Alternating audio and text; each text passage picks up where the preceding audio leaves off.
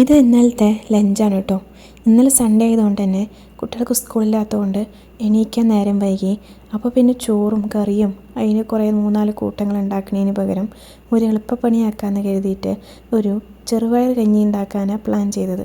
പക്ഷേ ഉണ്ടാക്കി വന്നപ്പോൾ ചെറുപയർ റൈസായി മാറിയിട്ടോ. എന്നാലും ജീരകശാല റൈസ് കൊണ്ട് ഉണ്ടാക്കിയതുകൊണ്ട് തന്നെ നല്ല ടേസ്റ്റ് ഉണ്ടായിരുന്നു. അവസാനം വെളിച്ചെണ്ണയിൽ ഉള്ളിയും കൂടി മൂപ്പിച്ചിട്ടപ്പോൾ അന്തസ്സായിരുന്നു കേട്ടോ. ചോറുണ്ണലൊക്കെ കഴിഞ്ഞിട്ട് ഞാൻ കുട്ടികളോട് സൊറ പറഞ്ഞിരിക്കുമ്പോൾ എൻ്റെ മോൾ എന്നോട് പറയുക, ഉമ്മ ഞാനൊരു സംശയം ചോദിച്ചോട്ടെ എന്ന്. ചോദിച്ചോ എന്ന് പറഞ്ഞപ്പോൾ അവൾ എന്നോട് പറയുക, കുറേ പേര് എന്നോട് ചോദിക്കാറുണ്ട് ഒരു സുന്ദരിയാണോ, എന്നെ കാണാൻ ഭംഗിയുണ്ടോ എന്നൊക്കെ ചോദിക്കാറുണ്ട്. അവർക്ക് സങ്കടമാവണ്ടെന്ന് കരുതിയിട്ട് ഞാൻ ഇടയ്ക്കൊക്കെ നുണ പറയാറുണ്ട് അവർ നല്ല കാണാൻ ഭംഗിയുണ്ടെന്ന്. ഈ നുണ പറഞ്ഞതിന് എനിക്ക് കുറ്റം കിട്ടുമോ, സത്യമല്ലേ പറയേണ്ടത്? ഇതൊക്കെയാണ് അവളുടെ സംശയം. ഞാൻ പറഞ്ഞോളോട്, നമ്മൾ സത്യം പറഞ്ഞ് ഒരാളെ വേദനിപ്പിക്കണേക്കാളും നല്ലത് നമ്മൾ നുണ പറഞ്ഞ് അവരെ സന്തോഷിപ്പിക്കണമെന്ന്.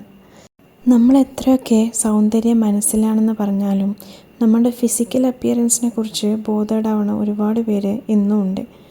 അപ്പോൾ അവർക്കൊരു പോസിറ്റിവിറ്റി കിട്ടാൻ, അവർ മൂവ് ഓൺ ചെയ്യാൻ വേണ്ടിയിട്ട് നമ്മൾ നിങ്ങൾ കാണാൻ അടിപൊളിയാണ് സുന്ദരിയാണെന്ന് പറഞ്ഞാൽ അവർക്ക് ലൈഫിൽ എന്തെങ്കിലുമൊക്കെ എത്താൻ പറ്റും.